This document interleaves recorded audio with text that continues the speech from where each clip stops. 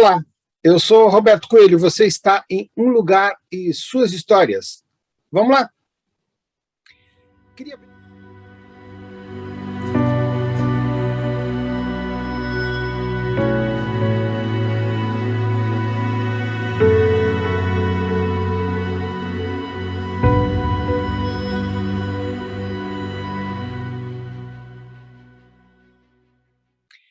Queria pedir para você colocar o seu gostei ou o seu não gostei. E queria pedir que você compartilhe, faça a sua assinatura aqui no nosso canal, passe para os amigos. Vamos ampliar. Estamos aí chegando em 400. Vamos ampliar isso. Me ajude. Passa para alguém. Muito obrigado.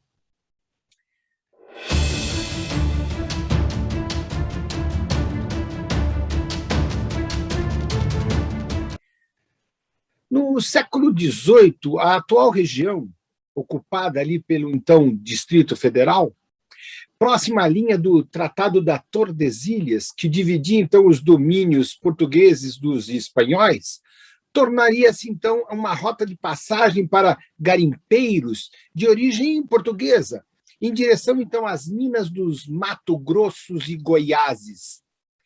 Data dessa época a fundação de um povoado chamado São Sebastião de Mestre da Armas, atual região administrativa da Planaltina, ali no Distrito Federal. Nesse próximo 15 de novembro, vamos lembrar aqui a República, né? Então, o início da República Brasileira. E hoje vamos conhecer a história de Brasília, nossa capital republicana. Vamos lá?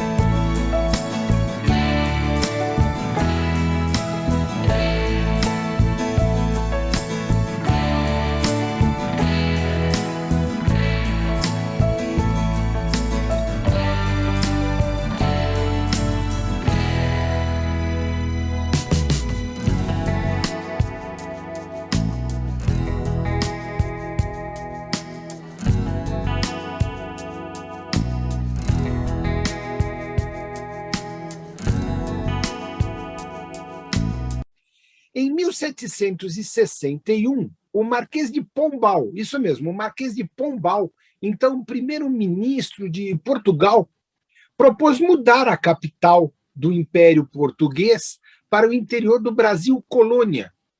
O jornalista, o Hipólito José da Costa, fundador então do Correio Brasiliense, o primeiro jornal brasileiro, né? Editado então em Londres e não no Brasil, redigiu então em 1813 artigos em defesa da interiorização da capital do país para uma área próxima então às vertentes do caudaloso rios que dirigem do norte ao sul, do nordeste. José Bonifácio, o patriarca da independência, foi a primeira pessoa a se referir, então, à futura capital do Brasil, ali em 1823, como, então, Brasília. Sabia disso? Desde a primeira Constituição republicana, ali em 1891, havia um dispositivo que previa a mudança da capital federal do Rio de Janeiro para o interior do país, determinando, então, que pertencia, então, à União do Planalto Central da República, uma zona de 14.400 metros quadrados, que, então, seria, então, oportunamente demarcada para que, então, nela se estabelecesse, então, a futura capital federal. Pois é. Fato interessante nessa época foi o sonho do italiano São João Bosco, no qual disse ter visto uma terra de riquezas, de prosperidade, situada então próximo a um lago, entre os paralelos 15 e 20 do hemisfério sul. Acreditava-se então que esse sonho, né, do padre tenha sido então uma profecia sobre uma futura capital brasileira, pela qual então o padre, então o João Bosco, posteriormente foi canonizado, então tornou-se então o padroeiro da cidade de Brasília. Pode. No ano de 1891, como estávamos falando, então ficou então nomeada uma comissão, essa comissão chamava Comissão Exploradora do Planalto Central do Brasil, e ela era liderada por um astrônomo chamado Luiz Cruz. Ele integrava, então, junto com médicos, com geólogos, com botânicos, que fizeram, então, o levantamento da topografia, do clima, da geologia, da flora, da fauna, e os recursos, então, materiais da região, então, do Planalto Central. A área ficou conhecida como Quadrilátero Cruz, e foi, então, apresentada em 1894 ao governo republicano, a essa comissão designada, então, Brasília. Mas, na época, tinha o nome de Vera Cruz. Então, o primeiro nome podia ter sido Vera Cruz. Olha que legal. Em 1922, no ano do centenário, então, da independência do Brasil, o deputado americano do Brasil apresentou um projeto, então, à Câmara, incluindo entre as comemorações a serem, então, celebradas naquele lançamento da pedra fundamental da, então, futura capital. Aonde? No Planalto Central. O então presidente da República, o Epitácio Pessoa, baixou um decreto. O decreto é número 4.494. Isso foi em janeiro de 1922, determinando, então, o assentamento da pedra fundamental e designou para a realização dessa missão um engenheiro chamado Balduino Ernesto de Almeida, que era diretor da Estrada de Ferro dos Goiás, com sede ali em Araguari, em Minas Gerais. No dia 7 de setembro, então, de 1922, no morro, então, chamado Morro do Centenário, numa caravana ali composta por apenas 40 pessoas, foi, então, situada a 9 quilômetros da Planaltina, aquilo que, então, viria a ser aquilo que a gente chama hoje de Brasília. Pode um negócio desse?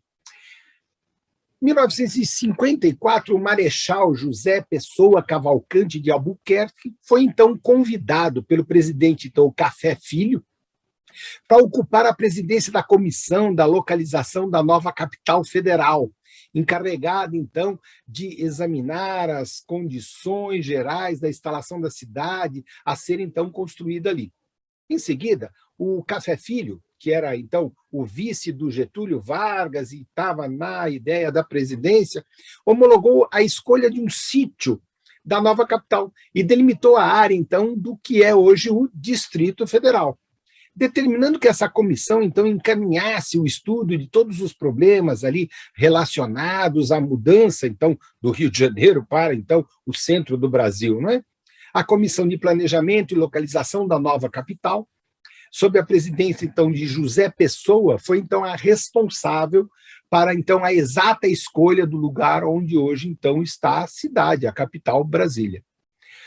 A idealização do plano piloto também foi uma obra da mesma comissão, num robusto relatório redigido, então, pelo Marechal José Pessoa, do título, então, Nova Metrópole do Brasil, e entregue, então, ao presidente Café Filho, detalhando por menores o arrojado planejamento que, então, seria realizado ali. O Marechal José Pessoa não imaginou o nome da capital como Brasília. Imaginava, então, que ela seria chamada de Vera Cruz. Era um modo de caracterizar o sentimento do povo que nasceu sob o signo da Cruz de Cristo, terra de Santa Cruz, não é? Aquela coisa toda. E estabeleceu, então, uma ligação com o primeiro nome dado pelos descobridores portugueses às terras do Brasil, né? O plano elaborado respeitava uma determinada interpretação da história, não descaracterizada as tradições brasileiras, e ali então, nós teríamos então grandes avenidas, então Avenida Independência, Avenida Bandeirantes e assim por diante, né? Não isso que ficou W3 ou SQS, como é hoje em dia, né?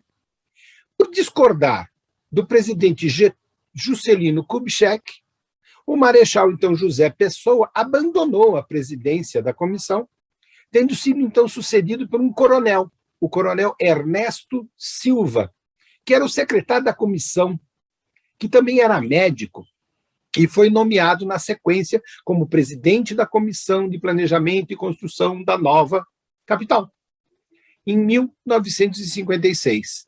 Diretor da Companhia Urbanizadora da nova capital, então chamada Nova Cap, entre 1956 e 1961, tendo assinado, então, o edital de concurso do Plano Piloto, em 1956, publicado no Diário Oficial da União, no dia 30 de setembro de 1956. E aí, Lúcio Costa e, então, o nosso Oscar Niemeyer acabaram assumindo o plano piloto e se fez Brasília, a capital federal da República Brasileira.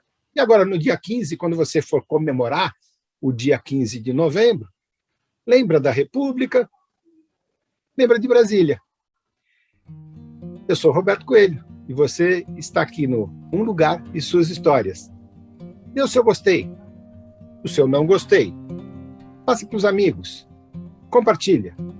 Ajude a melhorar o nosso canal e ajude as pessoas a conhecer um pouquinho mais de Brasil. Até lá.